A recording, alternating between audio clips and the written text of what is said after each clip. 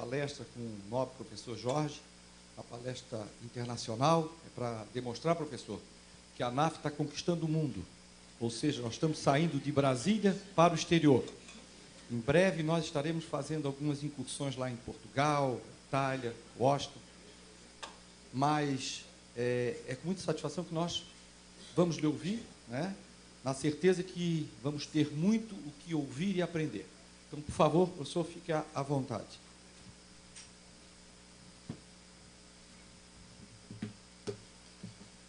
Muito boa tarde a todas e a todos.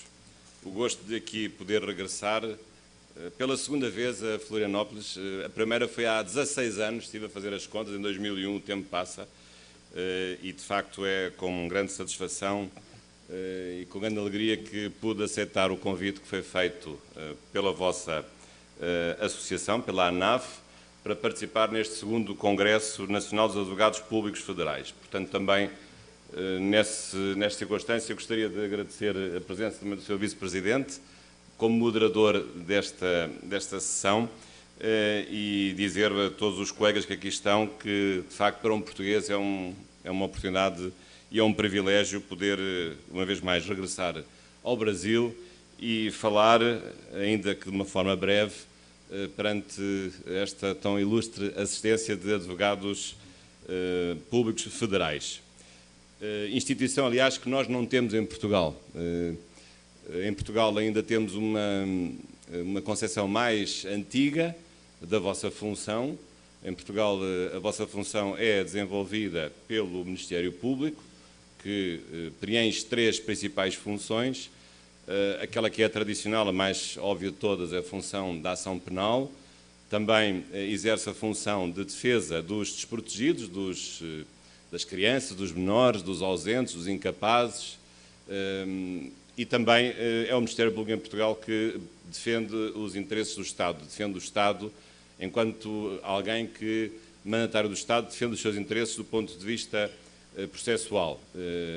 E, portanto, temos estas três funções dentro do mesmo corpo dos chamados procuradores do Ministério Público. Mas, em boa hora, a vossa Constituição Federal de 1988 veio autonomizar esta instituição, a Advocacia Pública Federal, e julgo que isso é muito importante para destrinçar dentro de uma mesma função, ou dentro do mesmo cargo, tarefas que são de facto distintas. E uma coisa é estar a investigar e a fazer ação penal, outra coisa é proteger aqueles que carecem de proteção, outra coisa ainda é defender os interesses do Estado.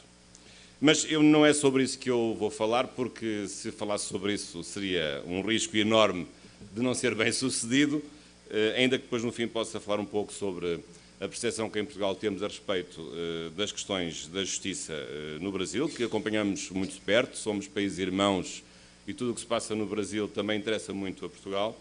Mas, de acordo com o que foi combinado com a organização deste Congresso, vou circunscrever mais a questões de natureza geral e que se relacionam com o Estado de Direito, a importância de uma Constituição e, no fim, fazendo um foco mais específico sobre um tema que está em cima da mesa, está na ordem do dia, não apenas no Brasil, mas em Portugal e em muitas partes do mundo, que é o tema do controle do poder, mais especificamente a transparência que deve acompanhar o exercício do poder, ou ainda mais especificamente o combate à corrupção. E, de facto, hoje esse é um tema na moda no Brasil, por más e por boas razões. Más razões porque, afinal, esses problemas existem, boas razões porque esses problemas vão deixar de existir.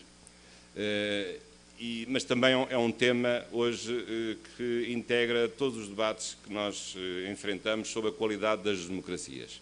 E, portanto, a corrupção, a ausência de transparência, a obscuridade, a ausência de defesa do interesse público, são sempre problemas que empobrecem e degradam as nossas democracias. E, portanto, temos de estar atentos em relação a esses problemas para os poder discutir, para poder propor soluções na medida das nossas possibilidades e na medida da nossa capacidade de intervenção cívica e intervenção jurídica.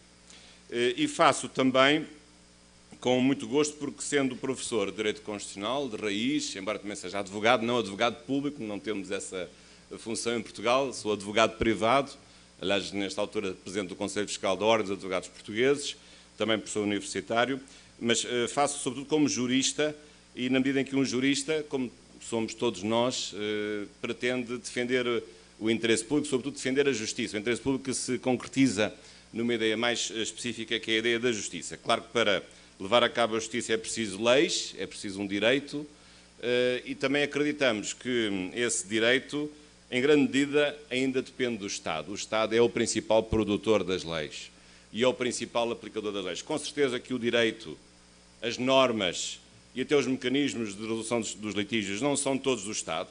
Hoje, cada vez é menos assim, através das teorias que estão em grande expansão do chamado pluralismo jurídico, que é um pluralismo de fontes, mas também um pluralismo de instituições que resolvem os litígios. Mas ainda assim, e isto não tem nada de estatocêntrico, mas ainda assim o Estado é a instituição prevalecente para produzir boas leis que prossigam a justiça e para estabelecer mecanismos que efetivamente possam resolver os litígios e aplicar o direito de uma forma eficaz. Claro que dentro dos vários poderes públicos sobressai naturalmente o poder judiciário, visto que esse tem características próprias de ser um poder judiciário que surge no fim da linha do percurso da aplicação do direito e, portanto, com todas as garantias acrescidas que isso mesmo implica. Mas o facto de eu ser português e o facto de estar perante esta ilustre plateia de brasileiros faz-me lembrar um facto que é muito importante, que é de partilharmos um mesmo paradigma jurídico-cultural. É verdade que a nossa origem, a origem do Brasil, não foi muito simpática para Portugal, porque o Brasil declarou a independência de Portugal, em ruptura com Portugal, em 7 de setembro de 1822, ainda por cima por um grande filho de um rei português, que foi Dom Pedro IV. Mas Portugal não leva a mal. E reparem que, não obstante o facto de ter havido esse nascimento atribulado do Brasil em ruptura com Portugal, como tinha de ser, aliás, como são todos os nascimentos de países que se vão autonomizando por razões óbvias, porque constroem nações próprias que se vão distinguindo das nações metropolitanas. Não obstante esse facto, a verdade é que o vosso primeiro rei, e que também foi rei de Portugal, aliás, muito importante porque nos permitiu resolver um problema muito complicado, que era o perigo de voltarmos a uma ordem pré-constitucional, porque o seu irmão, Dom Miguel, era legitimista, não queria a Revolução Francesa ou a Revolução Constitucional, enquanto Dom Pedro IV sempre foi, o vosso Dom Pedro I, sempre foi adepto dos ideais da Revolução Francesa. Mas felizmente, embora com uma guerra civil de 2 anos, felizmente que Dom Pedro IV em Portugal vingou, aliás ele depois abdicaria da coroa brasileira e lideraria a guerra civil portuguesa e viria a ganhar essa guerra civil, ainda que depois morresse de novo com tuberculose repentinamente. Mas eu digo isto porque, não obstante esse nascimento atribulado, como tinha de ser, a verdade é que esse nascimento tem algo muito importante que foi partilhado entre Portugal e o Brasil. Foi precisamente o estabelecimento do ideal constitucionalista. No Brasil, o ideal constitucionalista surgiu com o nascimento de um país, de um império. Em Portugal, o ideal constitucionalista surgiu com uma revolução que deu a Portugal uma importante ordem constitucional a partir da primeira Constituição de 1822. E, portanto, quer Portugal, quer o Brasil, fomos beneficiados pelos ventos do constitucionalismo que, na Europa, essencialmente, foram iniciados com a Revolução Francesa de 1789. E, portanto, aquilo que nós hoje estamos a viver, o Brasil já com a sua 7ª Constituição, Portugal com a sua 6ª Constituição, é o produto, no fundo, de uma origem comum, de termos experimentado guerras, conflitos, rupturas, mas por uma boa causa, que é a causa do constitucionalismo, que temos vindo a construir, cada vez de uma forma mais perfeita ou menos imperfeita, ao longo destes 2 séculos de história constitucional que tanto Portugal como o Brasil têm. E isto significa que, nestes 2 séculos, nós mudámos de tempo histórico. Aliás, a importância do constitucionalismo foi de tal ordem, a partir das várias revoluções liberais que foram surgindo, quer na França, quer nos Estados Unidos, quer também no Brasil, porque a vossa independência foi também uma revolução liberal. Isto significou que, a partir do século XIX, a história universal passou a ter um novo capítulo. E esse capítulo chama-se a Idade Contemporânea, ou o Tempo Contemporâneo, que é a bem dizer do ponto de vista político, a idade constitucional. A idade em que aparecem constituições e, sobretudo, em que há um movimento muito forte de ideias, de princípios, de valores, que leva a que os países, alguns se transformem em países independentes, e eram colónias, outros mudem radicalmente a sua organização político-social, derrubando um ancien regime, uma estrutura feudal e depois absolutista, e mudando a configuração dos seus Estados para um progresso e o incremento de um paradigma novo de Estado de Direito Democrático. Isto também significa que este constitucionalismo, que teve vários andamentos em vários países, o Reino Unido não teve bem uma revolução liberal, mas acabou por incorporar mais cedo, de uma forma mais progressiva e até imperceptível, alguns princípios do constitucionalismo, mas este constitucionalismo podemos resumi-lo em 5 ideias fundamentais. Desde logo a questão dos direitos humanos, ou os direitos fundamentais que foram consagrados nas várias constituições, ora dentro das constituições, ora através de declarações de direitos, embora os direitos humanos e os direitos fundamentais de hoje sejam muito mais do que aquilo que eram há 200 anos, para já são mais em número e qualidade, mas também têm uma outra dimensão porque são direitos universais, são direitos consagrados no direito internacional e não apenas direitos fundamentais protegidos ao nível das constituições dos Estados. Outro aspecto muito importante foi a separação dos poderes. Embora hoje realmente seja certo que estamos longe já daquilo que um juiz, um senhor chamado Montesquieu, propôs em meados do século XVIII, a teoria da separação dos poderes, a verdade é que essa ideia de que o poder só pode ser limitado se for separado entre si, se o poder não estiver todo do mesmo lado, mas ele for repartido por vários órgãos, essa é uma ideia, realmente é uma ideia genial, e devemos-la a Montesquieu, e é uma ideia que permanece, ainda que funcionando de maneiras diferentes, mas é outra característica muito importante deste tempo que nós vivemos, este tempo constitucional que nós vivemos, a separação dos poderes. Também, já agora, a ideia de democracia. Até ao século XVIII não havia democracias. Às vezes fala-se nas experiências da antiga Atenas, como a democracia direta. Não sei se era bem isso até, mas pelo menos tinha realmente alguma originalidade. Ou também um pouco em Roma, no tempo da República, realmente havia uma participação dos cidadãos romanos. Houve um período republicano na organização romana antiga do Estado romano, que durou cerca de 5 séculos. Mas, na verdade, a verdadeira democracia só surge neste nosso novo tempo da idade contemporânea. Ainda que numa primeira fase uma democracia coxa, limitada, uma democracia liberal que depois se foi aperfeiçoando no século XX para uma democracia plena em que as mulheres também já podem votar, antes não podiam votar, o voto é de todos, não é um voto restrito. E há, sobretudo, novos mecanismos de democracia, não apenas a democracia do voto, da chamada representação política, mas a democracia que é vista através da participação direta em referendos e em plebiscitos, e mais do que isso, a democracia do cotidiano, que é isso, aliás, que o Brasil tem vivido com grande intensidade e muito bem, que é o facto da democracia não se resumir ao dia em que votamos, de 4 em 4 anos, aqui no Brasil, em outubro, mas a democracia vive-se todos os dias, através da nossa participação cívica nos partidos, na função parlamentar dos partidos políticos, nas associações, nas manifestações, na liberdade de opinião, nas várias liberdades públicas que nós podemos exercer. Portanto, desse ponto de vista, hoje a democracia tem feito um caminho excepcional e podemos dizer que, porventura, estamos quase a chegar ao grau da perfeição do ponto de vista das várias maneiras de fazer a participação democrática dos cidadãos. E isso é muito positivo. Também já agora, outro aspecto que se deve realçar no constitucionalismo, a ideia de república. Até ao século XVIII não havia uma única república no mundo. Não havia uma única república. Tirando, porventura, o que é até controverso, a experiência republicana de Oliver Cromwell no Reino Unido, mas todos os países eram monarquias. É preciso não esquecer isso. E, de facto, um século depois, embora a Revolução Francesa não trouxesse logo a República como um sistema automático para a organização política dos países, porque só a partir do século XX é que a República realmente se implantaria quase um pouco por todo o mundo, e sobretudo era o sistema adotado pelos países emergentes, mas a verdade é que hoje a República domina largamente como modo de organização política dos países e que tem, evidentemente, as vantagens inerentes ao princípio democrático, porque um Presidente da República é eleito, e sobretudo há a ideia, que é uma ideia muito cara ao interesse público e ao Estado de Direito, que é a ideia da temporalidade dos cargos públicos. Os cargos públicos não são eternos, não são vitalícios.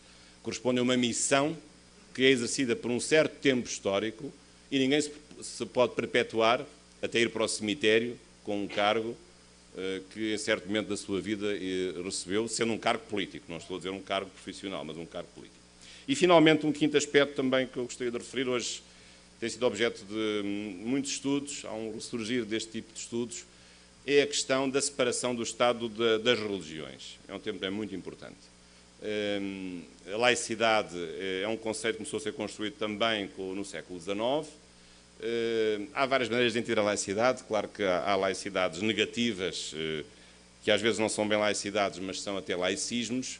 Mas a laicidade é importante porque o Estado não deve ter uma preferência religiosa, ainda que o Estado deva respeitar as confissões religiosas e deve agir com elas como respeitando-as e sendo as confissões religiosas uma manifestação dos cidadãos da sociedade e, portanto, nada o deve impedir de respeitosamente colaborar de acordo quando há fins comuns de interesse público com as diferentes confissões religiosas que existem numa certa sociedade. Eu sei que isso às vezes depois pode levantar problemas de representação das maiorias e das minorias, é uma das questões, e às vezes outra questão também mais complexa do que essa, às vezes certas religiões que são inteiramente óbvias, outras nem tanto do ponto de vista da fidedignidade dos fins que prosseguem. Mas é um tema complexo que hoje tem vindo a ser rebatido no chamado direito da religião. Mas, feita esta apresentação dos 5 elementos, uma síntese possível, daquilo que é o constitucionalismo, este tal movimento que ao longo destes 2 séculos foi penetrando na nossa organização político-social, às vezes não de uma maneira imediata, mas gradualmente, em doses graduais. Por exemplo, a República não veio para os nossos países logo com a Revolução Liberal, como sabem. O Brasil, quando começou como uma monarquia. Aliás, uma monarquia até requintada, porque era um império. Portanto, o imperador ainda é superior ao rei, do ponto de vista digamos, do protocolo de Estado.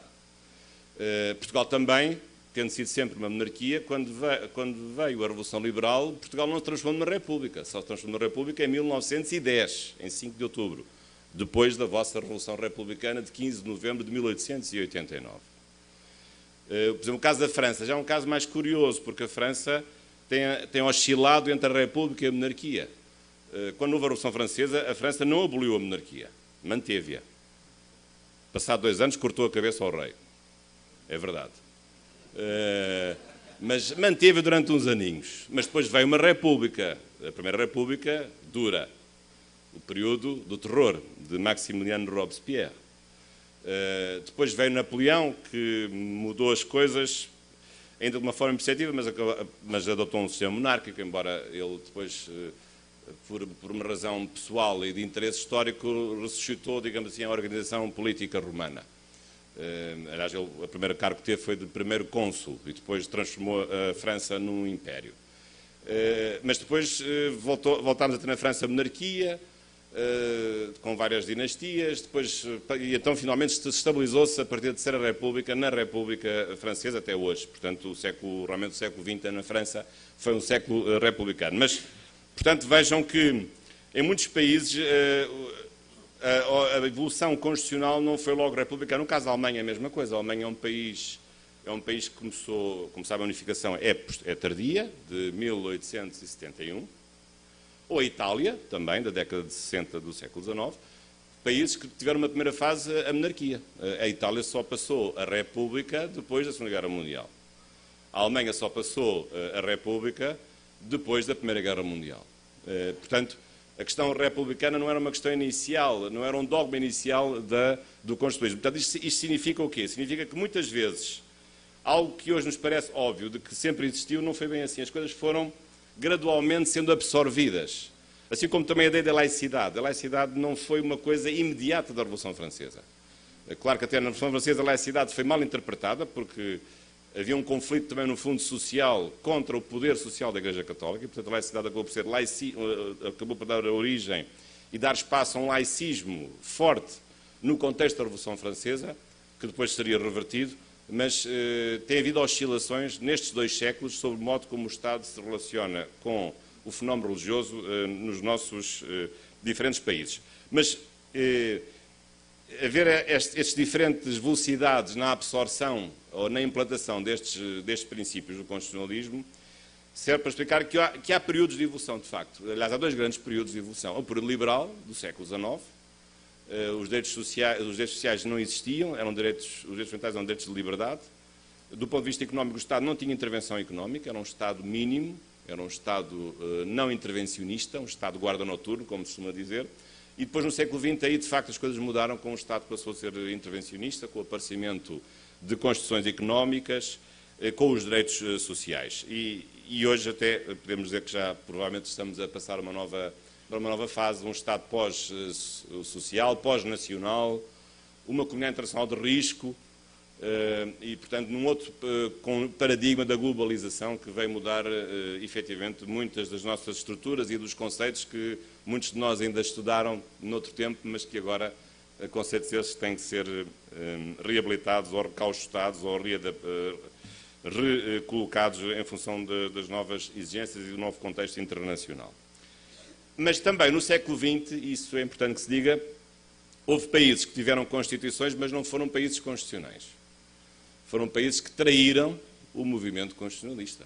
Estou a lembrar-me, sobretudo, o chamado período entre as duas guerras mundiais, quer com o fascismo italiano, porque se manteve a Constituição, o Estatuto Albertino manteve-se em vigor, quer o Estado autoritário português, de Salazar e Marcelo Caetano, ou o espanhol, com Francisco Franco, ou o próprio regime hitleriano, de Adolf Hitler, nazi alemão, que formalmente nunca revogou a Constituição de Weimar, mas evidentemente que a Constituição de Weimar não podia estar em vigor. Mas, portanto, são períodos em que muitas vezes se invoca a Constituição, aliás, que ainda hoje há países que invocam a Constituição, mas, na verdade, esses países não são constitucionais, porque traíram e puseram em causa e abastardaram um conceito que é um conceito de Constituição em sentido material, ou seja, uma Constituição não é apenas um nome, não é apenas um embrulho. Se eu embrulhar um caderno, dizendo que é um caderno, mas se colocar lá dentro um livro, não é pelo facto de eu chamar caderno que o livro passa a ser caderno, o livro continua a ser livro. Portanto, não é o nome da coisa que altera a substância da coisa. E, portanto, assim também acontece com as Constituições. Não é a Constituição aquilo que tem esse nome, é a Constituição aquilo que tem essa função e que tem esse conteúdo. E isto também significa que, para termos uma Constituição, não basta dar-lhe esse nome, mas é preciso ter esse conteúdo, ter essa função. Uma Constituição o que é? É uma lei fundamental de um país, superior às demais, que estabelece as opções fundamentais da organização política ou social dessa comunidade política, mas é em nome de um desígnio histórico. Qual foi esse desígnio histórico?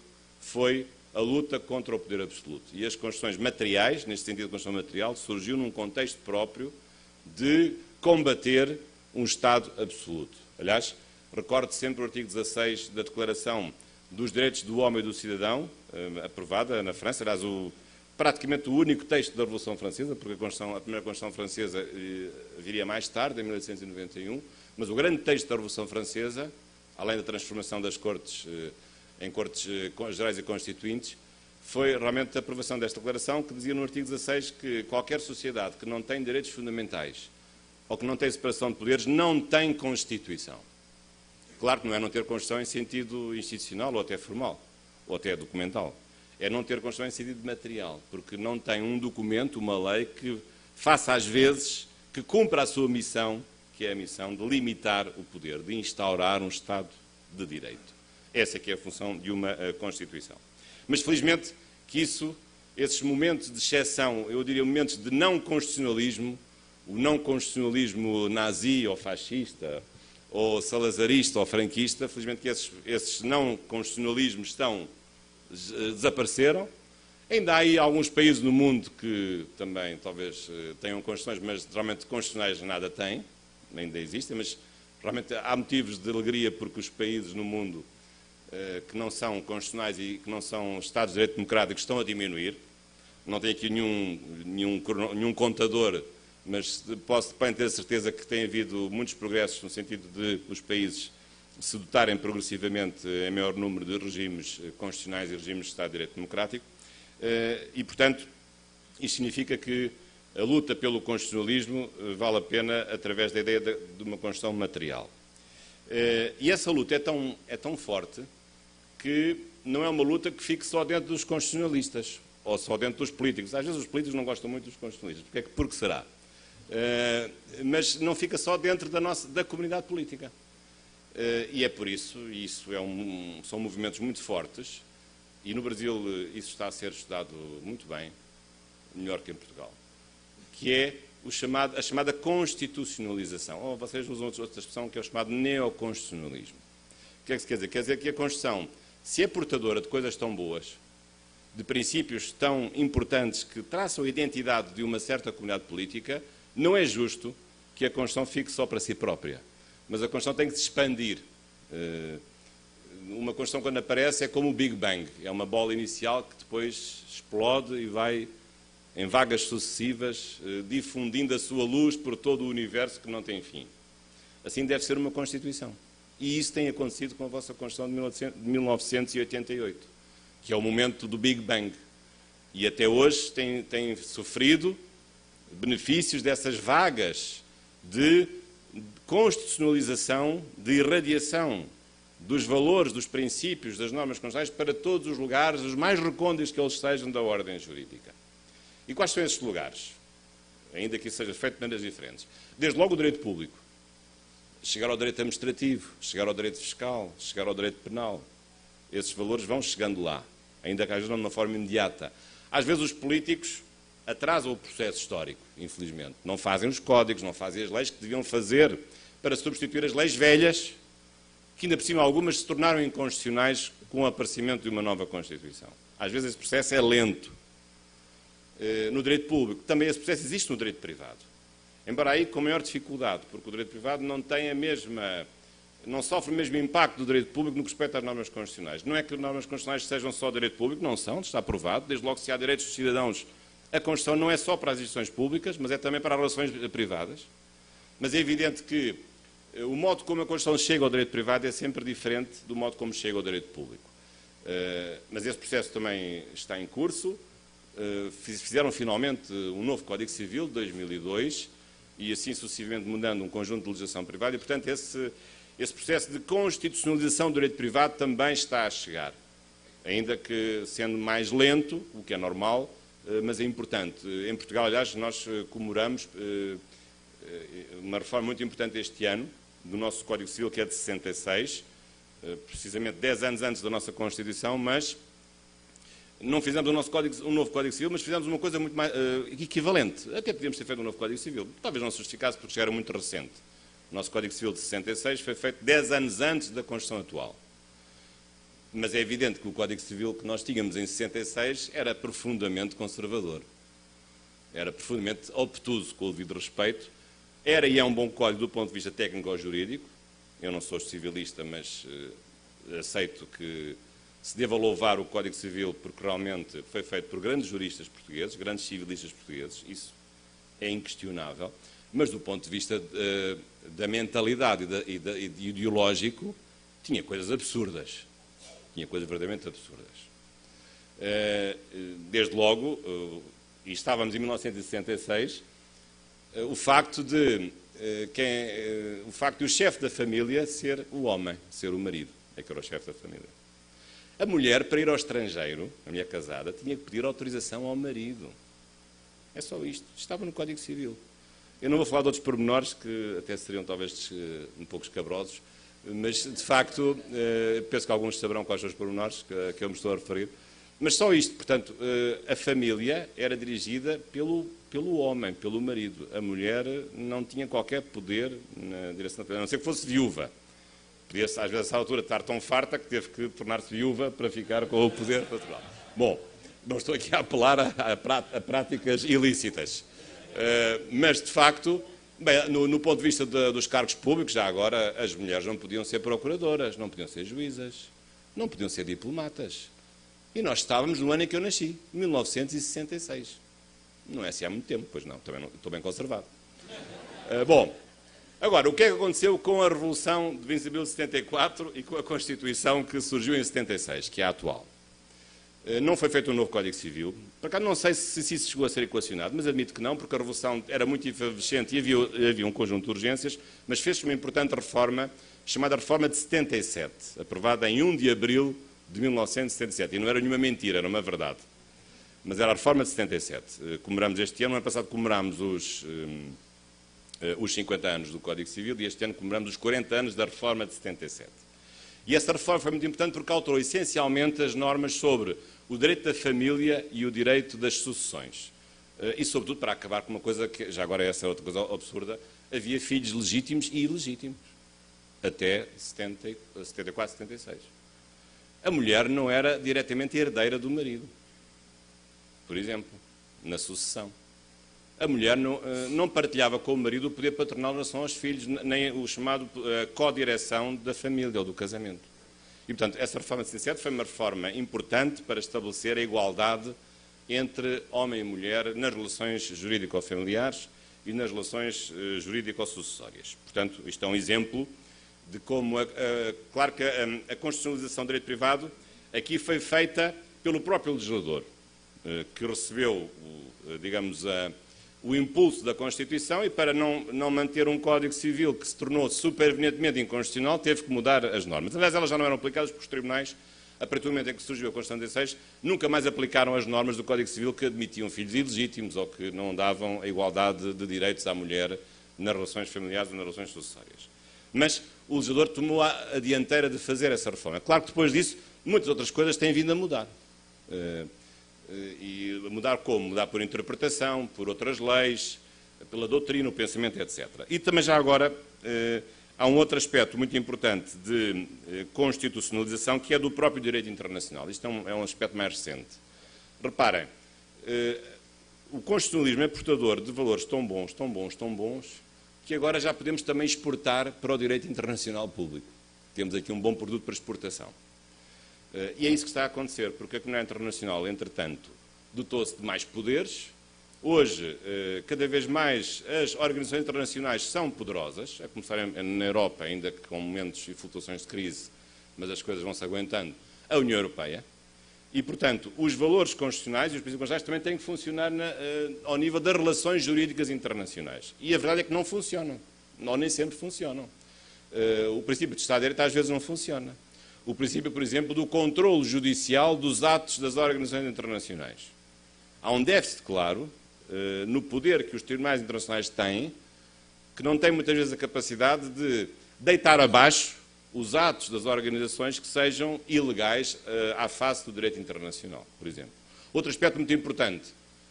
Quem é que escolhe os juízes dos tribunais internacionais? Vão ser os governos que vão escolher? Então onde é que está a separação dos poderes? Então um juiz do TPI ou do TIJ vai ser escolhido pelos executivos que depois vão ser julgados pelo próprio tribunal? Isto não faz sentido nenhum. Então não há separação dos poderes. Também no que respeita à designação dos juízes internacionais, esse é um problema hoje que está na ordem do dia. E, portanto, a separação de poderes também deve funcionar na exportação e na verticalização das relações e dos poderes quando passamos de uma instância judicial interna para uma instância judicial internacional. Bom, mas avançando.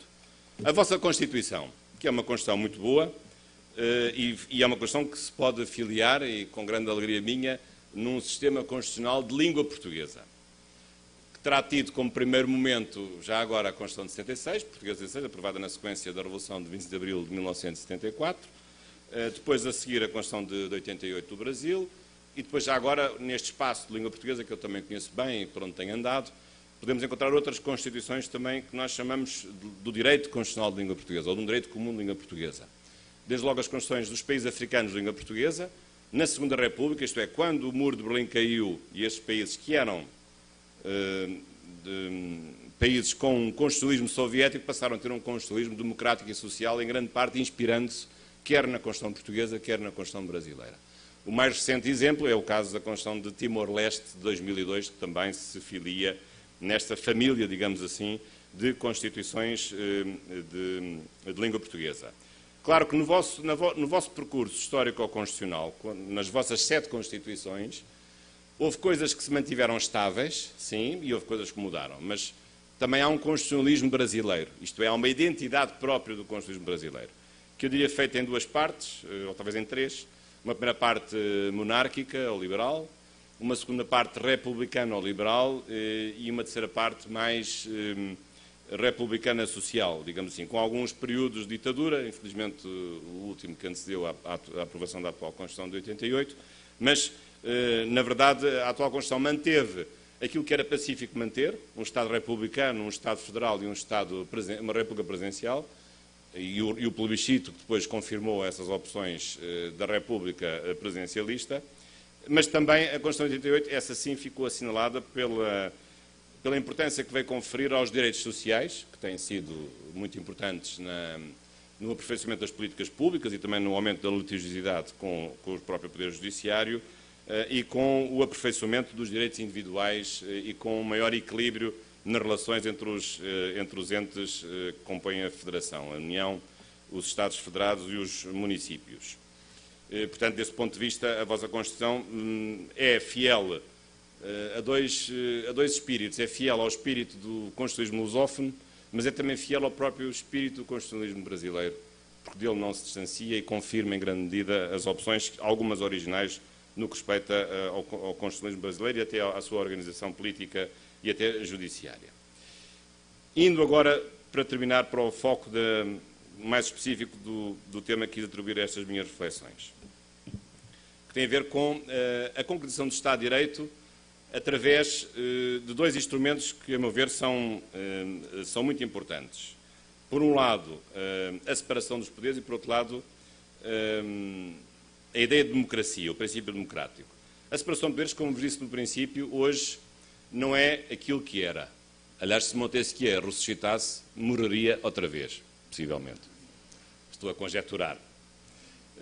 Também já lá vão 2 séculos e meio, não sei se ele estaria assim em muito bom estado.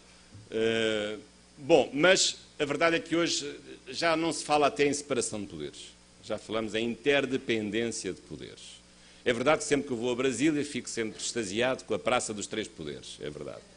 Mas o problema é que já não há só 3 poderes, há mais do que 3 poderes, é logo um problema, temos que acrescentar mais, temos que alargar essa praça porque há outros poderes que têm que caber lá e não estão lá designados, nem na vossa Constituição, só fala do poder legislativo, do poder executivo e do poder judicial, mas há outros poderes, desde logo a chamada função política, ou também para aqueles que fazem a distinção entre a função constituinte e a função constituída, ou a função constitucional. Mas, mais importante do que isso pode arrumar-se mais ou menos bem dentro da função legislativa, ou criar uma função política ou legislativa comum, e depois com duas especificações, os atos políticos e os atos legislativos, mas tirando esse aspecto, que é um aspecto pormenor, sobretudo a questão da relação entre os vários poderes. E os poderes não são divididos por fronteiras, por muros, como agora se costuma dizer, mas têm pontes, não têm muros, têm pontes. Os poderes relacionam-se entre si, cada vez mais. É por isso que se fala na interdependência. E o facto de um certo cargo ter um cariz executivo não impede de exercer poderes de outra função. Por exemplo, o Presidente da República pode ser poder legislativo, em certos casos, no vosso caso as medidas provisórias. Ou pode nomear pessoas para o Judiciário, como acontece com o Supremo Tribunal Federal.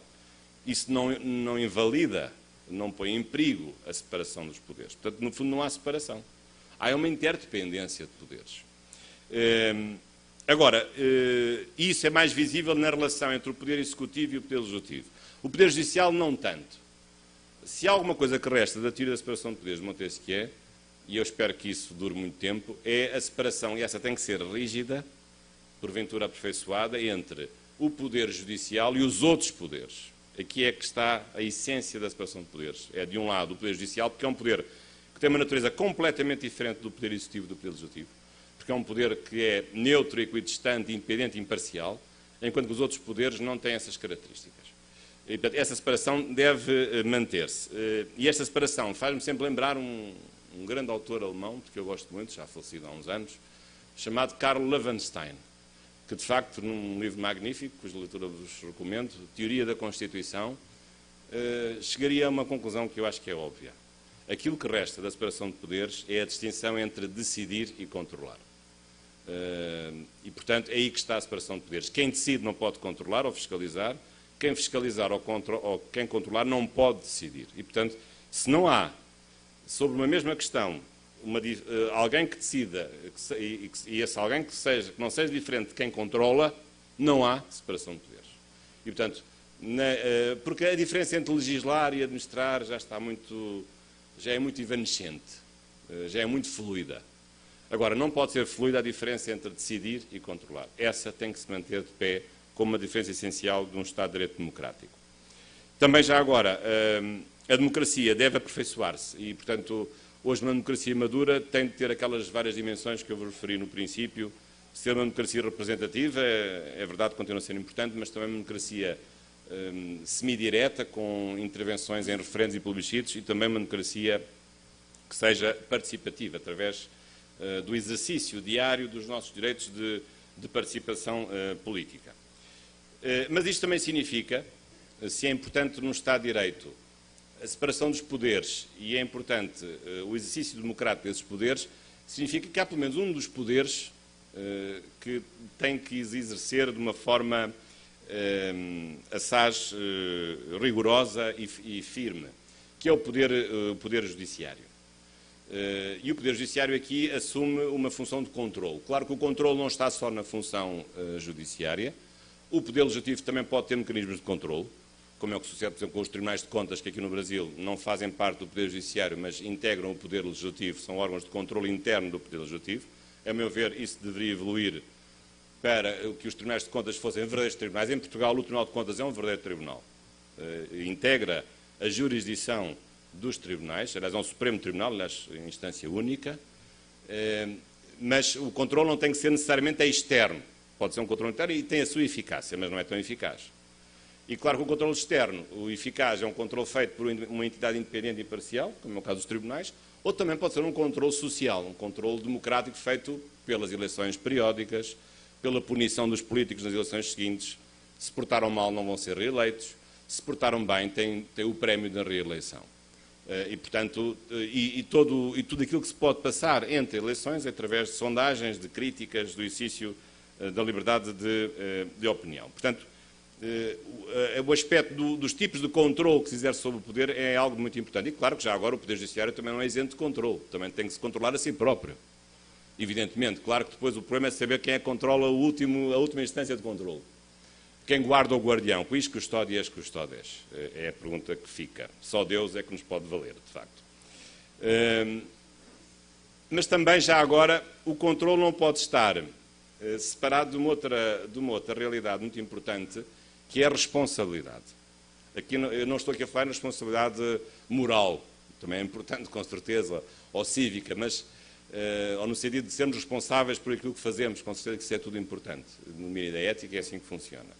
Mas aqui a responsabilidade jurídica. Uma responsabilidade que significa que um ato que seja errado, um ato que seja ilegal, inconstitucional, que seja ilícito, tem de ter uma consequência. E uma consequência, claro, a primeira consequência é sobre aquele ato, porque o ato vai ser retirado da ordem jurídica, vai ser invalidado, vai ser considerado inconstitucional e, portanto, inválido, ou ilegal e inválido. Mas, mais do que isso, também tem que haver consequências sobre os autores desses atos. Porque, muitas vezes, os efeitos da invalidação do ato não chegam para retirar o lixo que ficou de um ato ilícito e é preciso punir ou responsabilizar os autores desse ato. E, portanto, há aqui um conjunto de responsabilidades que têm que ser postas em cima da mesa. A mais grave de todas, como imagino, é a responsabilidade penal. Portanto, colocar na cadeia quem tenha praticado crimes no exercício e na prática de atos jurídico-públicos. Responsabilidade financeira, responsabilidade administrativa, responsabilidade civil até. E, portanto, essas responsabilidades têm de ser cada vez mais ativadas como também um mecanismo para aumentar esse controle. Claro que, no meio disto tudo, resta sempre uma maior responsabilidade para os titulares de cargos políticos. Nós hoje vivemos muito num Estado de Direito democrático, a ideia da transparência. Achamos que os políticos devem ser transparentes, que é sempre uma ideia bastante forte do ponto de vista de saber quais os interesses que acompanham os políticos nas suas decisões. Aqui a transparência não é uma transparência da vida privada, evidentemente, mas é uma transparência no que respeita às suas decisões públicas ou políticas, quais são os critérios, que motivações eles tiveram para celebrar contratos ou tomar certas decisões legislativas, e para isso é preciso que o Estado tenha instrumentos legislativos adequados, como obrigar os políticos a uma declaração de interesses, declaração de rendimentos e de património, que isso seja efetivamente cumprido, e que haja uma verificação periódica desse mesmo património, desses mesmos interesses, mas sobretudo que hajam também períodos em que depois do exercício de um cargo os ex-políticos ficam impedidos de tomar certo tipo de decisões ou de ingressar em certo tipo de profissões ou na empresa que beneficiaram quando estiveram no poder e para a qual depois são contratados depois no dia seguinte de terem deixado o cargo, que é o que costuma acontecer. Isso é inadmissível. E um Estado de Direito Democrático tem que se aperfeiçoar ao ponto de estabelecer restrições severas, períodos de interdição do exercício de funções privadas ou públicas por manifesta incompatibilidade entre aquilo que foi decidido enquanto estiveram no exercício do poder público e depois aquilo que podem levar para as funções privadas. Claro que no limite levam sempre alguma coisa. E no limite haverá muitas vezes a violação do segredo, não direito de Estado, mas do segredo profissional, ou os ex-políticos são sempre portadores de segredos que depois vão traficar quando regressam à sua vida privada. Isso é difícil de controlar, de facto, é difícil. Mas a legislação deve ser aperfeiçoada no sentido desse controle ser um controle mais rigoroso. Acredito que isso seja possível e em todas as profissões com o exercício do poder público, portanto, não apenas nos políticos, mas também isso até chegando, não leve a mal, também ao Poder Judiciário. Também em Portugal nós temos uma coisa que eu acho que é inadmissível, que é a de os titulares do Poder Executivo, os ministros, ou o Primeiro-Ministro, ou o Presidente da República, ou os deputados, têm uma obrigação de apresentar, no início e no fim do seu mandato, uma declaração de rendimentos e de património, têm a obrigação, mas os juízes e os procuradores não têm. A razão que dão é esta. Bom, o exercício da profissão de político, Presidente da República, deputado e membro do Governo é temporária, 4 anos, 5 anos. Enquanto que nos outros casos as pessoas são profissionais, estão lá a vida toda, têm uma profissão estável como juiz ou como procurador. Mas um juiz e um procurador também muitas vezes não se deixam corromper, são por natureza insuscetíveis de corrupção. Não. Acredito que, e estou ciente disso, que isso acontece no menor número de casos. Mas o princípio que é válido para os políticos também é válido para os titulares do Poder Judiciário. É exatamente a mesma coisa. Saber se, no seu percurso de vida, juízes e procuradores não andaram a enriquecer à custa de sentenças ou decisões que venderam. Acho que isto é que é preciso de ser dito. Portanto, nunca percebi, porque como em Portugal, essa decisão não foi tomada de alargar essa obrigação de entregar uma declaração de rendimentos e de património também, no fundo, a todos aqueles que exercem poderes públicos. A razão é esta. Seja um poder público temporário, de 4, 5 anos, porque há um mandato eletivo, seja um poder público que tem outra legitimidade, que também é constitucional, que é estável, que é vitalícia, mas não deixa de ser poder público, e até por ser vitalícia é mais perigosa e até mais insuscetível de controle. Porque, podemos dizer, se alguém exerce mal as funções, olha, ao menos é só 4 anos ou 5. Agora, se isso acontece em alguém que tem essa profissão a vida toda, está sempre a exercer o mal a vida toda, não apenas 4 ou 5 anos. Não é pior? Acho que é pior. Bom, portanto, aqui estas minhas breves reflexões. Como veem, o facto de ter chegado hoje de Lisboa animou-me o espírito e, portanto, é realmente com muito gosto que aqui regresso. Nós acompanhamos com entusiasmo aquilo que se passa aqui no Brasil, do ponto de vista das questões político-judiciárias. Aliás, o juiz Moro esteve em Portugal em junho, numa conferência internacional. É assim a pessoa agora, a grande estrela, digamos assim, do judiciário brasileiro. E ao almoço, há pouco, alguém me estava a perguntar aqui da vossa associação o que é que os portugueses diziam disto tudo, o que é que achavam. Eu posso sintetizar a nossa, enfim, não querendo ser aqui pretencioso, mas acho que há aqui uma palavra que me veio ao espírito, é a palavra de surpresa. Surpresa, uma surpresa boa e uma surpresa má. A surpresa má é esta, afinal, há muito mais corrupção do que nós pensávamos. Aquilo está cheio de corrupção. Ou pelo menos as coisas agora tornam-se mais visíveis. Coisa que nunca tínhamos visto. Isto começou, lembro-me bem, com o mensalão. Aliás, eu tenho vindo ao Brasil regularmente. Na altura falava com amigos brasileiros, professores, e eu dizia, isto vai acabar tudo em pizza. Mas não acabou. Esse foi um primeiro sinal. E realmente houve consequências. Demoraram vários anos, 4 ou 5 anos, talvez, ou mais, mas não acabou em pizza. E, portanto, isso é o lado negativo da surpresa. O lado positivo desta surpresa é que isto que acontece vai regenerar o sistema político brasileiro. Estou convencido disso. E, portanto, são dores e são sacrifícios, são vergonhas de um processo de amadurecimento que eu acho que o Brasil está a viver. Mas termino também com um desabafo, que é este. O Brasil, como Portugal, tem uma formação cristã. Tem uma moral cristã dominante.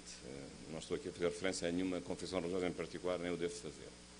Mas às vezes eu pergunto, mas nós temos essa formação idêntica, mas parece que essa formação cristã não se traduziu nas pessoas que quisessem poder.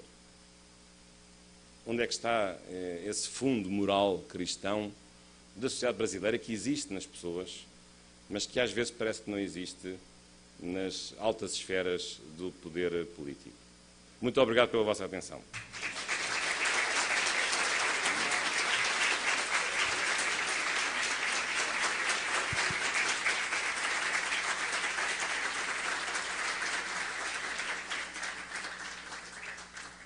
Professor Jorge, muito obrigado pela brilhante palestra. E as suas palavras realmente discorreram historicamente das nossas formações, das nossas visões de construção, desde a época da monarquia até a república, por todo esse processo que passou a Europa e que o Brasil também veio acompanhando. Eu vinha observando na sua fala, e o senhor aqui, em alguns pontos, agora no final, o senhor colocou alguns questionamentos positivos e negativos, e que nós estamos vivenciando já, não é de hoje, essa questão da Lava Jato, e que tem culminado aí em disputas jurídicas, políticas, governamentais, e que afetam diretamente a economia brasileira, a população brasileira, e com isso geram desconfortos em todos os segmentos, ou seja, a área internacional. As empresas internacionais, por motivos da insegurança jurídica, deixam de fazer investimentos no Brasil. O Brasil, por outro lado, atrasa o seu desenvolvimento por conta desses impasses políticos, jurídicos, e que atravancam o desenvolvimento e, portanto, gerando desemprego.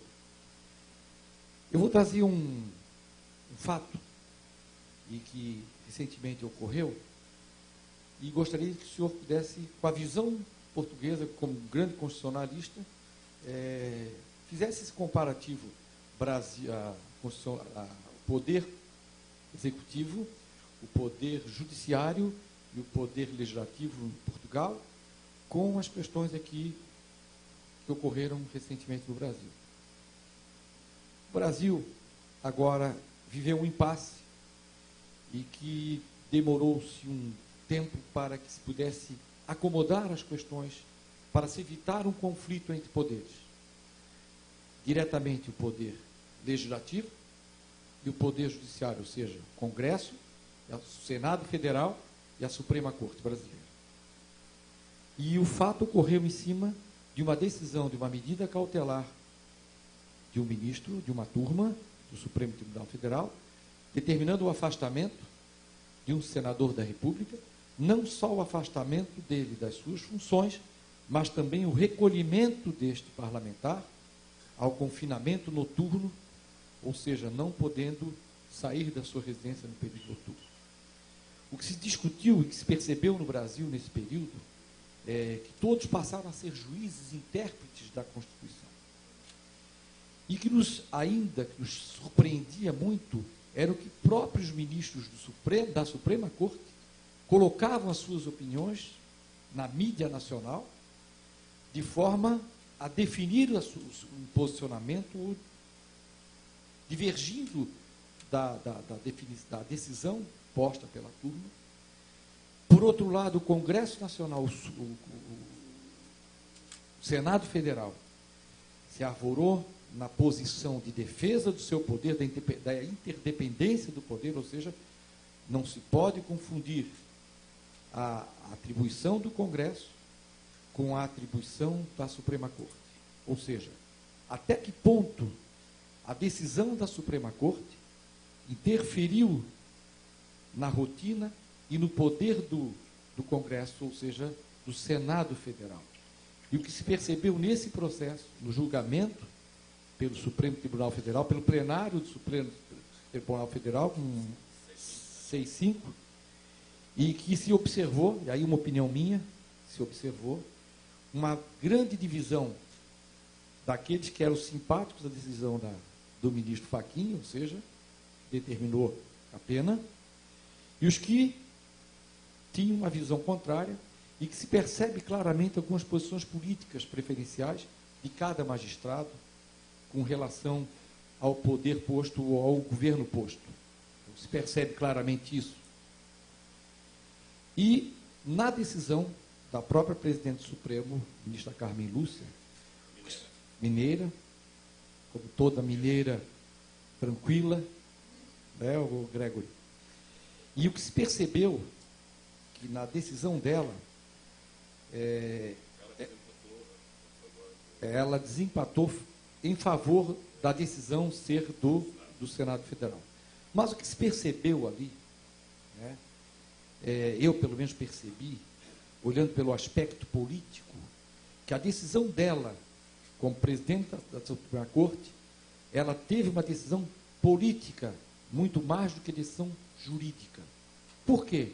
Porque ela estava numa posição de se evitar um conflito entre poderes, portanto, eu acredito que ela tenha colocado no seu voto muito mais o interesse da harmonização entre os poderes, mesmo que internamente ou pessoalmente ela não entendesse que seria a decisão dela como ministra, mas sim como presidente do Supremo Tribunal Federal.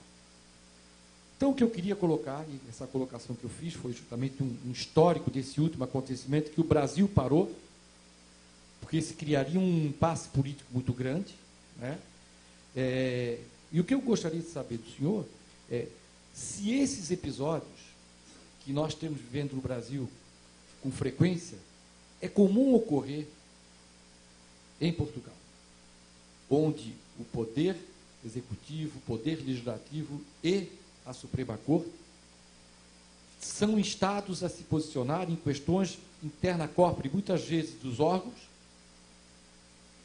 e que o que se vê na política brasileira hoje é justamente o questionamento constante do Supremo por embates políticos do Congresso Nacional, de decisões do governo do Executivo e do próprio Congresso, onde o Supremo passa a ter muito mais uma posição política, ou seja, de definir o rumo político e legislativo, quando não seria o papel do Supremo nesse caso, ou seja, do próprio Congresso Nacional. Então eu queria ver, com a sua experiência, com a sua visão de fora do Brasil, como é que o senhor observa todos esses movimentos ocorridos nos últimos tempos aqui no Brasil. Muito obrigado.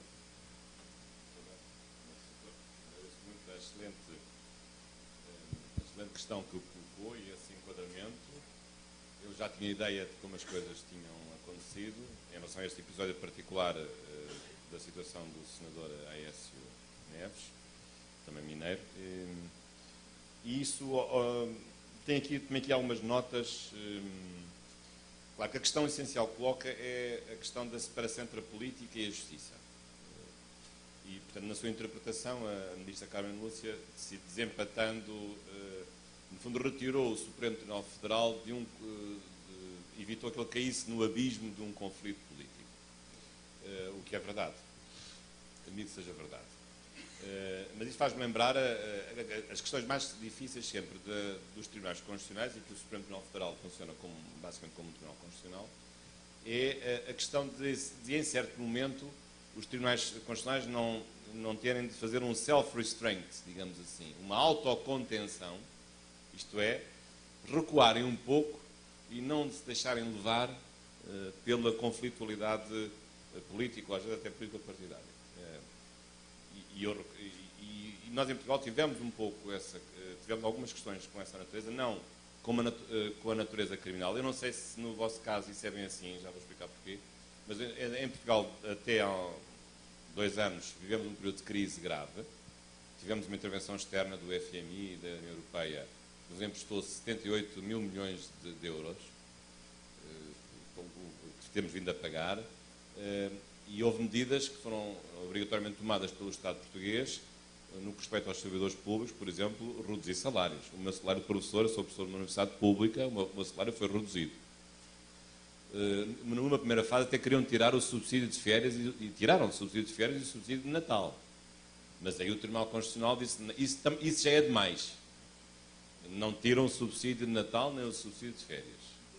Mas a redução dos salários o Tribunal Constitucional deixou passar. Portanto, o Tribunal Constitucional teve algumas intervenções nesta matéria. Teve intervenção também noutra área em que foi feita uma reforma previdenciária, reduzindo direitos adquiridos. Nós não temos em Portugal a figura jurídica do direito adquirido, mas protegemos os direitos por uma outra via, que é através do princípio da tutela da confiança, isto é, não permitindo reduzir direitos que se consolidaram com o tempo, embora sei que a construção jurídica do direito adquirido nós não temos no nosso Código Civil, nem temos na Constituição, mas vocês têm na vossa Constituição e no vosso Código Civil. Mas é uma outra metodologia, mas julgo que os efeitos são mais ou menos idênticos.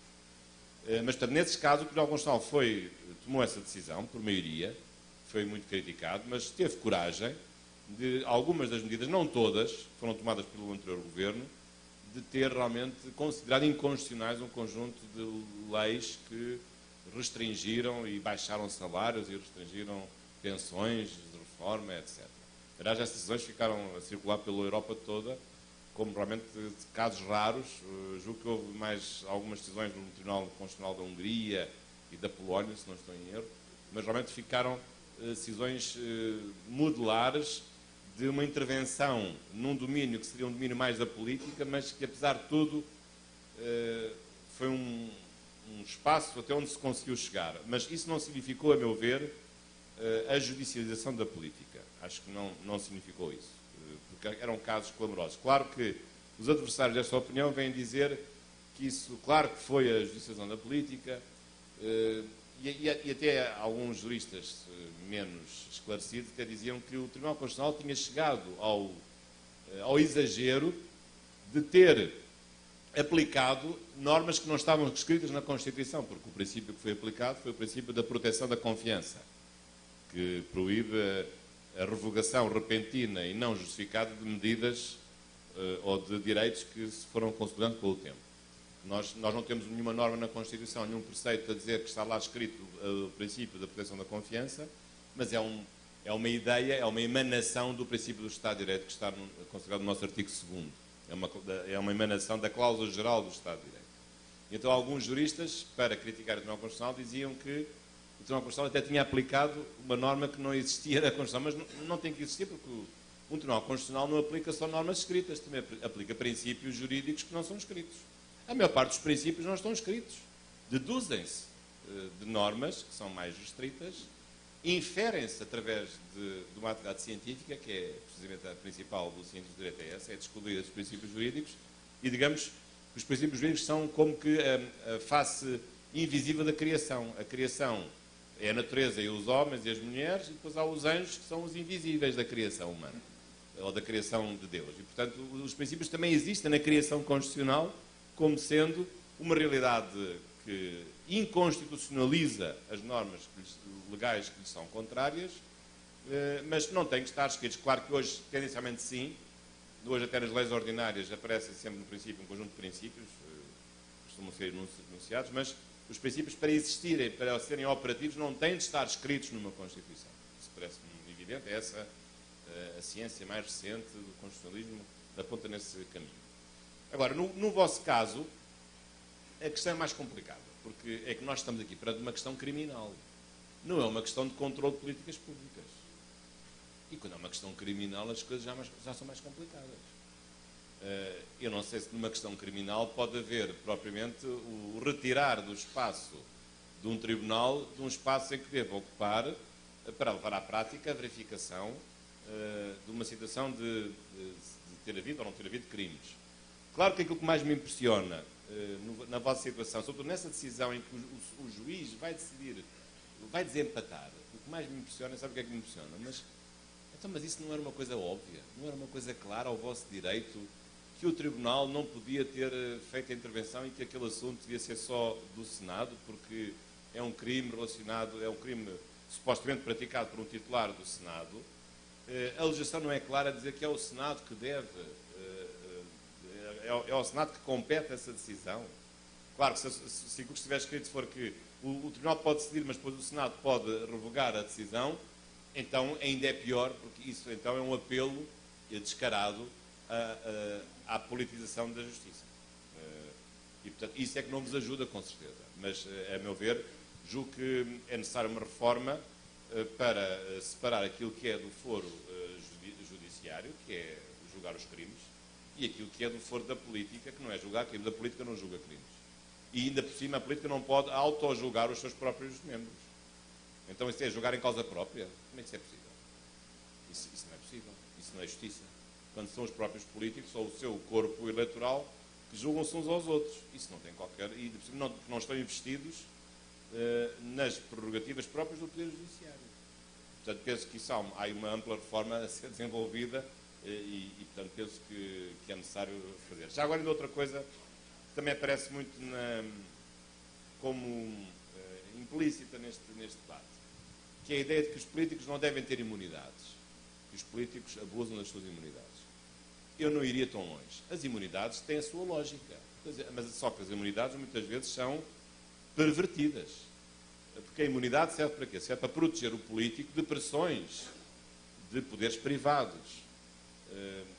A imunidade serve para proteger o político para ele ser livre no exercício e na prossecução do interesse público. As imunidades vêm do século XVIII, do século XIX. A inviolabilidade, até certo ponto a irresponsabilidade, são as duas dimensões da imunidade, a inviolabilidade e a irresponsabilidade do exercício dos poderes públicos. Tem a sua lógica. Claro que muitas vezes o que acontece são os políticos prevalecem-se da sua qualidade e usam as suas imunidades pervertendo a sua função, que é a proteger contra a coação ou contra aqueles que não querem que eles prossigam o interesse público e, portanto, no fundo, querem ser eleitos para ser. Se for assim, qual é a regra geral? Todos os colegas, porque sabem que pode acontecer a eles mais tarde, vão dizer que não autorizam. Protegem-se uns aos outros. Isso é, muito obrigado. Não pode ser isso. Essa regra nunca pode existir. Então o que é que nós fizemos? Mudámos a Constituição e dissemos assim, até 2 anos, ou até 3 anos, agora não tenho bem presente, a decisão é do Parlamento, é discricionário. O Parlamento autoriza, mas também pode não autorizar que a pessoa seja julgada. E, portanto, fica mesmo imune, fica impune. Mas só se o crime for até 2 anos. Porque se for acima de 2 anos, é automático. O Parlamento automaticamente autoriza que a investigação criminal prossiga. E não vai impedir... É estranha porque o Presidente é eleito só pelos membros do Supremo Tribunal de Justiça, mas o Vice-Presidente é eleito por todos os juízes do corpo da ordem, do corpo da magistratura. Mas não, o facto de ser um corpo no judiciário ou próximo do judiciário não impede, acho que aconselha que os cargos dirigentes sejam cargos eletivos. Sei que o Advogado-Geral da União é nomeado pelo Presidente da República e o Vice também é. Acho que esteve aqui de manhã, até perdeu o avião, não conseguiu, o avião teve um problema mais tarde. Mas encontrei quando cheguei aqui ao aeroporto. Mas acho que agradeço-lhe até agora em público, ele não está aqui, mas me elucidou em 10 minutos sobre muita coisa importante sobre a vossa instituição. Mas eu acho que sim, acho que deve haver esse princípio de eletividade de cargos dirigentes, de cargos de função. Mas já percebi que esses cargos não são eletivos, não é? Portanto, já estou a perceber no que é que eu me estou a meter. já perceberam que eu já falei demais. A Procuradoria-Geral Federal tem experimentado essas eleições internas aqui, tem servido de modelo para outros.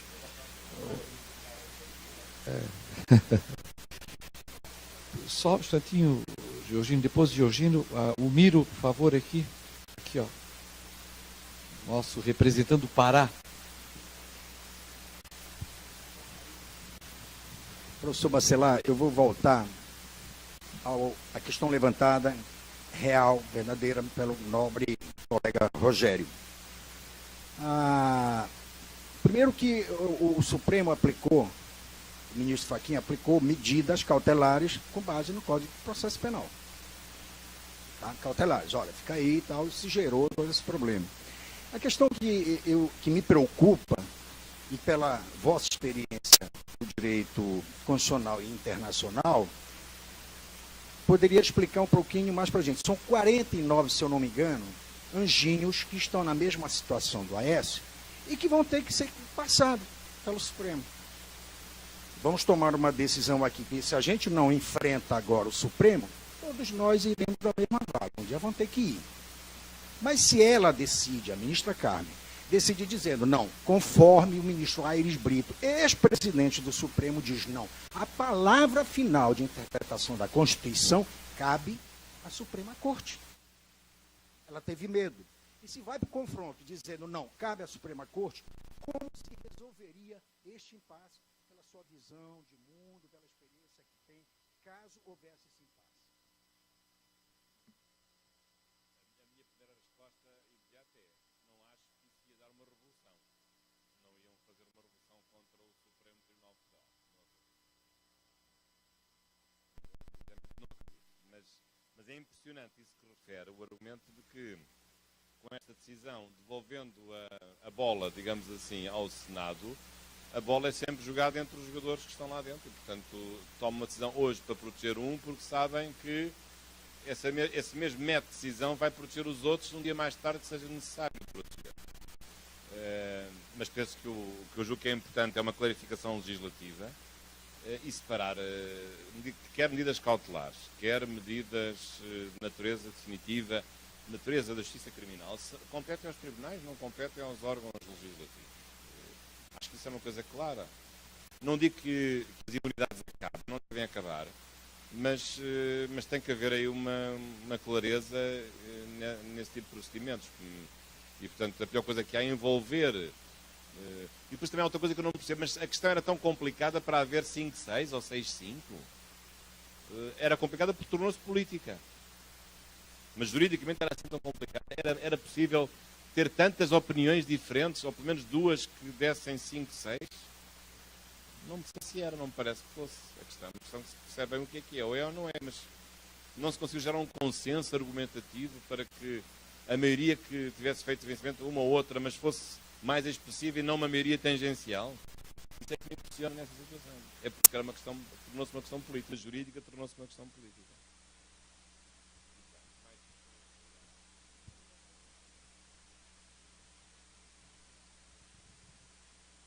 Eu já vi que o vosso manifesto vai ser: queremos que os cargos sejam eletivos dentro da advocacia. Professor, eu sou do estado mais lusitano do Brasil, São Luís do Maranhão, a capital São Luís do Maranhão. Já lá estive 2 vezes. O padre Antônio Vieira dizia que não tinha tempo para ser breve, né?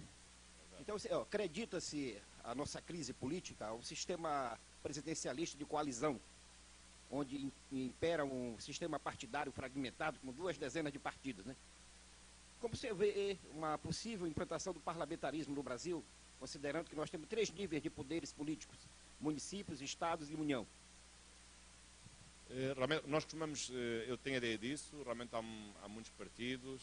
No Brasil há uma questão mais complicada ainda do que na Europa, que é a questão de a tradição dos partidos não é uma tradição doutrinal. As pessoas mudam de partido muito facilmente, não é? Na Europa também mudam, mas não é com tanta frequência. E quando mudam de partido e se inscrevem no outro partido, perdem o mandato. Portanto, mas reparem, penso que falta aqui uma certa sedimentação com a prática política. Mas, na verdade, o Brasil teve aí um azar. Qual foi o azar? Quando surgiu a Constituição de 88, o azar foi que acabaram as ideologias. E, portanto, os partidos que deviam ser balizas seguras de vários diferentes marcos ideológicos não puderam fazer esse trabalho porque a ideologia tinha acabado.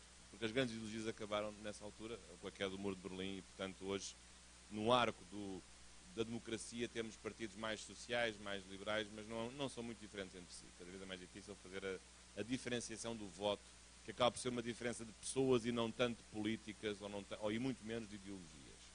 Portanto, eles têm essa tradição, digamos, de uma maior mobilidade dos partidos.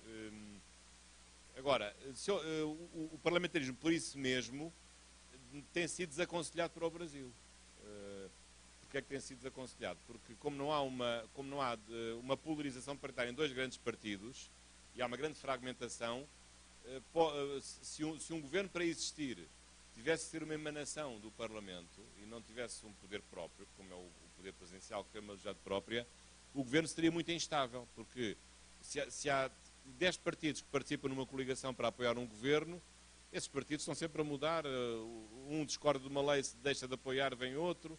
Portanto, seria muito mais difícil gerir o apoio parlamentar, que sendo o único no sistema parlamentar é só no Parlamento, num governo que tivesse 10 partidos a apoiar e que os 10 partidos fossem necessários.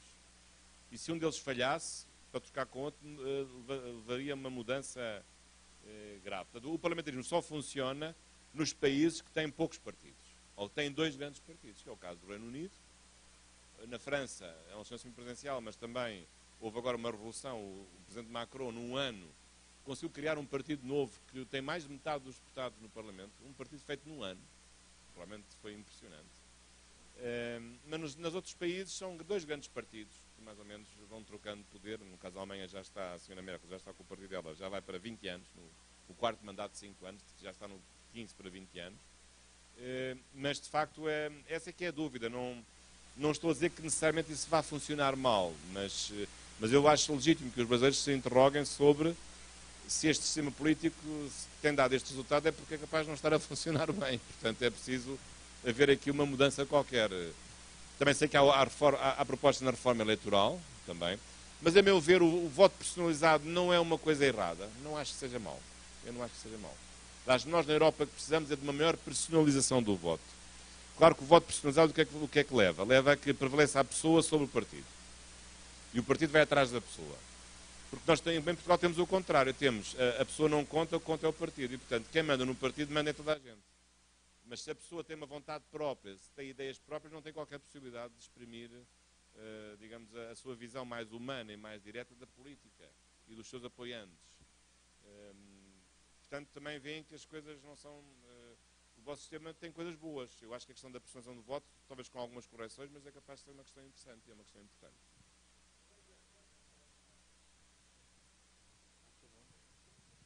Fique à vontade.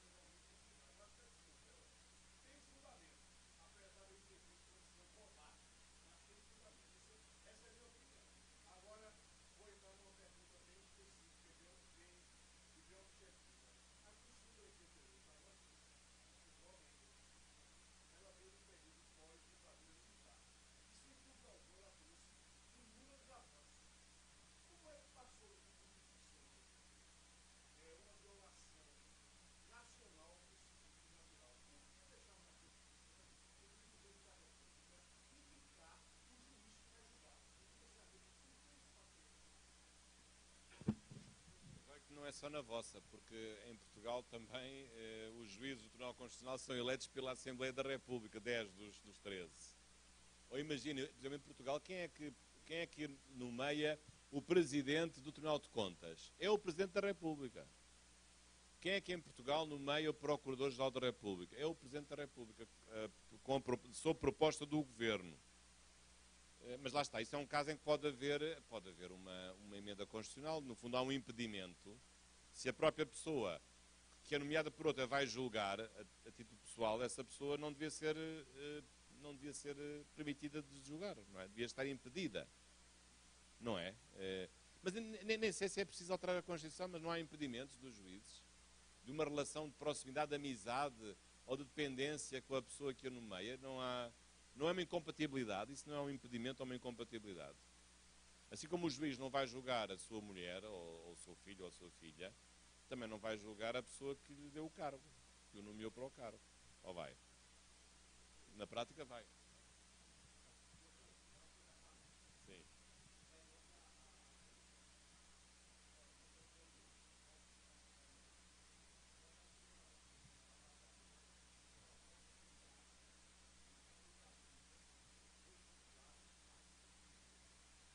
Uhum. Sim.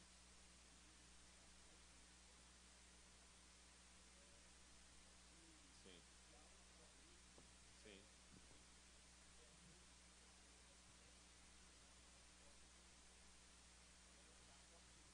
Você vê candidaturas Sim. chamadas ou ditas Independentes. avulsas, independentes, né, ou autônomas. Sim. E na sua avaliação, sob o ponto de vista teórico e também sob o ponto de vista circunstancial da política brasileira, o senhor acha que isso seria, usando uma palavra sua, um movimento de regeneração do sistema político, ou isso viria a esculhambar mais ainda a esculhambação que já está à porta? Bem, o que é que eu acho? Nós em Portugal posso começar pela experiência portuguesa. Nós temos realmente candidaturas independentes em Portugal. Os partidos já não têm o monopólio da apresentação das candidaturas, mas apenas nas autarquias locais, nos municípios e nas freguesias. Podem aparecer movimentos de pessoas que não estão ligadas a partidos e que se apresentam. Às vezes com sucesso, às vezes sem sucesso. Na prática são aqueles que foram rejeitados pelos partidos que se apresentam como movimentos avulsos. Já temos alguns anos disso e é a experiência. Mas eu acho que o princípio não acho errado. Também era fácil essas pessoas fazerem outra coisa. Se essas pessoas discordam, foram rejeitadas por uma candidatura, mas acham que se devem candidatar, estão no seu direito, então elas também têm outro caminho. Se não há o regime das candidaturas independentes, podem criar um partido próprio e fazem outro partido e apresentam. Portanto, não há um impedimento de elas se poderem candidatar no contexto de um outro partido. Mas isto em termos, estou a referir-me em termos locais. Em termos nacionais, essa questão tem sido já equacionada e, em princípio, a classe política não quer ouvir falar disso, porque isso vai diminuir o monopólio, evidentemente, dos partidos estabelecidos que não querem concorrentes novos. O mercado está só quando não querem mais pessoas a comer do mesmo bolo. Eles já comem o bolo todo, não querem. Se há mais alguém a comer, aquele que cada um come será menor do que comeria se o outro não estivesse à mesa com eles. Agora, portanto, mas o princípio é o princípio da liberdade, não é? Deve ser um princípio da liberdade. Acho que os partidos não devem ter um monopólio. Mas, atenção, mas há uma coisa perigosa nas candidaturas avulsas. É que as candidaturas avulsas são movimentos circunstanciais que aparecem para a eleição e depois desaparecem, depois esfumam-se. Enquanto que um partido, apesar de tudo, como é um partido que tem uma estrutura, é uma pessoa jurídica, é uma estrutura, tem um programa, tem um património, tem órgãos eleitos, um partido dá mais garantias, tem uma disciplina dos seus militantes, dá mais garantias de durabilidade e de seriedade do que uma candidatura que é espontânea, que é fugaz, que é repentina, que pode levar à eleição de alguém, mas esse alguém está à solta. Não está dentro de uma estrutura, não tem uma disciplina. Ele presta contas perante quem? Ele não vai ser militante de nenhum partido, porque não há nenhum partido. Ele é sozinho. Ele está completamente à solta. Isso será uma coisa benéfica? Isso pode ter os seus riscos. E sobretudo porque ele não tem uma continuidade histórica com um partido que tem um programa, goste ou não, tem uma história, tem um programa, tem uma estrutura, e portanto um partido tem essa garantia. Portanto, se a coisa correr mal, se essa pessoa portar-se mal, ele com certeza que não vai ser eleito, mas o partido dele também vai perder, porque ele vai desonrar o partido a que pertence. Se é uma candidatura avulsa, não há partido nenhum. Como é que se vai punir um partido que não existe, numa candidatura avulsa? É impossível, há uma impossibilidade lógica. Não sei, acho que é uma questão a discutir. Não tenho um pensamento fechado.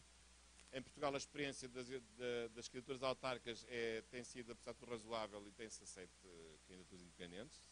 São movimentos que as pessoas se inscrevem. Por exemplo, mas temos um caso de candidaturas independentes para o Presidente da República. Em Portugal, para ser candidato do Presidente da República, não se apresenta por nenhum partido, mas tem que ser entre 7.000 e 15.000 assinaturas para Presidente da República. A candidatura é fora dos partidos, não tem a ver com os partidos. Os partidos só têm um exclusivo no Parlamento Nacional e nos Parlamentos Regionais e no Parlamento Europeu. É este o nosso regime. Agora, para o vosso Presidente da República, tem de ser por um partido? A candidatura presidencial é por um partido? Eu talvez começasse por aí, talvez despartidarizasse a eleição para o Presidente da República. Não para já para o Congresso. Acho que não. Mas para o Presidente da República, eu retirava a necessidade de a sua chapa ser partidária, poder ser apenas pessoal. Por que não? Ver o que é que dava. Professor, primeiramente queria agradecer a exposição do senhor, como sempre, excelente. Vou tentar ser rápido, porque eu vou dar uma opinião, em vez de fazer uma pergunta. Como criminalista, né, nós temos poucos realmente na Advocacia Pública Federal, talvez por isso que a Dilma tenha escolhido o Cardoso, que é um dos melhores advogados do Brasil. Né? Por isso que ela foi defendida por ele. Mas, enfim, a questão é que a gente no Brasil não tem... Nesse caso não foi por ser advogado-geral da União. Ela podia escolher um advogado privado e não quis. Ela preferiu, até porque a gente tem que discutir uma estruturação. Não. O problema nosso é a discussão do limite. A gente tem uma portaria 408, eu vou até levantar, eu estou falando isso porque todas as audiências criminais que tem lá em Belo Horizonte eu faço. Na portaria 408, a gente tem uma regulamentação disso. E quem faz, no caso não foi feito, do AGU, mas quem faz a avaliação se aquele caso é criminoso, se aquele caso é de crime ou não, ou se ele agiu na função pública ou não, somos nós. Então a gente é que tem que dar um parecer falando se a gente vai defender aquele cara ou não. Então se a gente tem um juízo prévio, se há ou não crime. Entendeu, professor? Agora, em relação a isso, esquecendo isso de lado, eu queria falar um pouco, aí é rápido mesmo, em relação à questão criminal da decisão do Supremo. O que foi errado nessa decisão do Supremo foi a decisão da turma. Ela que foi errada. Mas não foi a do plenário. Por quê? Ao contrário do que a gente pensa, o sistema, a gente não tem no Brasil uma coisa, que é a mutação constitucional, a gente não faz. O que aconteceu? Em 88, o sistema processual penal era totalmente diferente do que é hoje, por causa das reformas processuais penais. Por que eu quero dizer com isso? Antes, e a Constituição é clara nesse aspecto, ela diz que não pode, o parlamentar, ele só pode ser preso em prisão em flagrante de crime inafiançável. Só que o sistema de fiança foi alterado. Hoje em dia não existe mais uma prisão em flagrante com mais de 24 horas. O que acontece hoje? Você é preso em flagrante, o juiz ele tem que ser apresentado na audiência de custódia e você tem 24 horas para livrá-lo solto, para aplicar a fiança ou para converter essa prisão em preventiva. Ora, se eu transformo essa prisão em preventiva, ou se eu aplico qualquer uma das medidas cautelares que por descumprimento elas viram prisão, eu não posso fazê-lo. Então, na realidade, se você for analisar o artigo 320 e poucos do Código de Processo Penal, a decisão anterior, ou a gente muda a Constituição para tirar o juiz natural, que hoje é o Senado, nesse caso, ou então você tem que aplicar a regra do CPP natural. Agora, essa discussão civil para quê? Para a gente entender as medidas cautelares que não afetam o mandato, que é o que o Supremo tentou fazer, que é o meio termo, que é o que a gente pode chamar, talvez, de uma mutação constitucional usando o novo sistema. Era só isso que eu queria falar para esclarecer essa questão do CPP. Muito bem, Greg. Mas alguém gostaria de fazer alguma pergunta ao professor? Então, professor, com relação à colocação anterior aqui, por conta dessa, que o senhor até colocou, do parlamentarismo e do presidencialismo, a história brasileira é muito dos últimos presidentes da República, salvo engano, 2 terminaram o mandato. Os outros foram cassados. Isso tem trazido ao Brasil uma insegurança política, jurídica e econômica muito grande. Então, qual é a visão do político hoje no Brasil? Eu prefiro ter um parlamentarismo que, se tiver um impasse econômico, aliás, um impasse de governo, ou seja, um ato cometido pelo governo passível de uma ação de impeachment, isso não leve o Brasil, o governo, a ficar muito tempo sangrando, ou seja, se aplica logo o voto de desconfiança, destitui o parlamento e se elege, por maioria, o novo primeiro-ministro. Só que no Brasil falta maturidade para isso. Que hoje os partidos políticos são muito mais caminhos de negociação pelos apoios políticos, ocupação de cargos, do que necessariamente partidos interessados no resultado de uma política econômica, numa política social. Então, essa é a realidade que o Brasil vive. E na grande maioria das decisões políticas do Congresso Nacional, o parlamentar ele só vai decidir naquilo que for favorável a ele. Assim como os órgãos de controle que o próprio órgão faz, ele vai se preservar, o parlamentar vai fazer a mesma coisa, por quê? Porque ele vai defender uma política que ele possa se reeleger, ou não criar uma política que ele possa colocar em dúvida, ou até insegurança de uma reeleição que ele possa ter, ou sobrevivência do partido político dele. Então se discute no Brasil recentemente o voto distrital misto, são opções que se surgiram que no final não se chegou a lugar algum. Né? Por quê? Porque isso justamente não beneficia os parlamentares hoje que fazem parte das decisões, das formulações da reforma eleitoral, que também não saiu. Então essa é uma visão pessoal que eu tenho com relação a essas questões. Eu passo para o senhor. Vou acrescentar só duas ou três ideias em relação a essa reforma, cujos contornos agora fiquei a perceber melhor. Mas há aqui um problema, é que você já tem mal ou bem, já tem uma história recente. A Constituição é de 88. Tem que entender as consequências da mudança do sistema de governo para parlamentar. A primeira consequência é esta. O Presidente da República ou deixa de ser eleito pelo povo, e é eleito pelas câmaras, ou continua a ser eleito pelo povo, mas não tem poder nenhum, não vai mandar nada. Portanto, acham que o povo se identifica com uma mudança em que o seu Presidente perde poder ou deixa de ser eleito? Isto é logo a consequência imediata. A segunda consequência é que vai aparecer um chefe do governo, que não é o Presidente, que é um Primeiro-Ministro, que vão ter um Primeiro-Ministro. Aí pode ser importante aquilo que o doutor disse, de os partidos, no fundo, não serem apenas os partidos que estão a reivindicar, a fazer barganha, não é a barganha parlamentar, mas, no fundo, obrigar os partidos a serem corresponsáveis pela solução do governo. E se o governo correr mal, a culpa já não é do Presidente, mas é dos partidos. Porque o Presidente já não tem nada a ver com o governo. Porque o governo corre bem ou corre mal, o Presidente já não tem nada a ver com isso. Porque o Presidente é uma figura, passa uma figura protocolar. Já não manda nada. É uma figura fica na estante, fica na prateleira. Pode haver essa consequência interessante de aumentar a responsabilização política dos partidos. Mas o problema é que, se as pessoas até agora têm dificuldade de identificar-se com os partidos, como é que o cidadão vai dar mais poder aos partidos, porque eles é que vão fazer o governo, se as pessoas têm dificuldade de identificar-se com os partidos?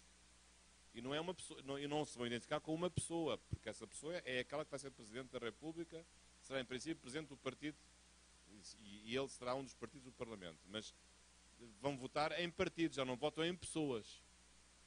Porque sabem que é dos partidos que vai ser a solução do governo. Portanto, é aqui uma mudança importante. Não estou a dizer que não, mas por que não discuti-la, não é? Acho que é isso que nós vamos fazer.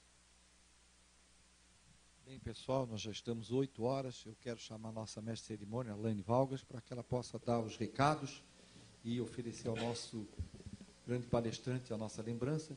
E só lembrar uma coisa aos senhores que ainda não tiveram oportunidade de assistir na Netflix a história da ascensão do Macron. É um documentário feito na Netflix, está lá Macron, que onde mostra o trabalho que a equipe dele, de imprensa, de articulista, tudo, o que ele passou, vale a pena a gente ver como isso foi construído na França que nós estamos vivendo hoje. Uma palavra, nossa mestre de cerimônia. Obrigado. Obrigada, doutor. Nós agradecemos, então, ao doutor Jorge Bacelar Gouveia pela excelente palestra, conversa. E eu chamo aqui a presidente da ANAF do Acre, Odenilde Flores Praça, para que faça a entrega ao nosso palestrante de um certificado, uma lembrança simbólica. Enquanto essa entrega vai sendo feita e registrada, deixa eu dar um toquezinho para vocês sobre a bolsa da ANAF que vocês receberam no credenciamento. Muitas pessoas perguntando, cadê minha revista? Está dentro do envelope, num pendrive, é digital. Vocês viram ontem que ela era grandona, entregue à mesa, de repente pensavam que ela estivesse da mesma forma na bolsa, mas não. Ela é digital, está dentro de um envelopezinho e é um pendrive. Vamos agora aos nossos avisos paroquiais importantíssimos para amanhã. Nós estamos encerrando as atividades agora, lembrando que amanhã, às 9 da manhã, não é 9:01 nem 2, é 9, nós vamos ter a palestra Honorários Advocatícios na Advocacia Pública Federal, experiência e desafios na implantação da Lei 13.327, de 2016, que será ministrada pelo presidente do Conselho Curador dos Honorários Advocatícios, Lademir Gomes da Rocha. Teremos também a palestra da advogada da União, Micheline Bezerra, e do procurador federal Walter Baeri de Araújo Filho, sobre o papel da advocacia pública em tempos de crise. Essa palestra seria agora, e a organização, junto com a equipe, decidiu que fica melhor passar para amanhã, mas se todo mundo tiver às 9. Porque hoje nós atrasamos em 1 hora para começar. E aí tudo foi. Mas acontece, somos humanos, está tudo certo. Mas se todo mundo vier às 9, é que depois vai ter Assembleia Geral Ordinária. Agora deu. Vamos descansar, nós vamos ter um happy hour que vai acontecer na varanda do restaurante principal. E lembrando que amanhã nós temos uma super festa na Boate Milk. E o transfer amanhã sai a partir das 9:30 da noite. Uma excelente noite para vocês, obrigada pela companhia, pela generosidade, divirtam-se e até amanhã às 8:55 da manhã aqui.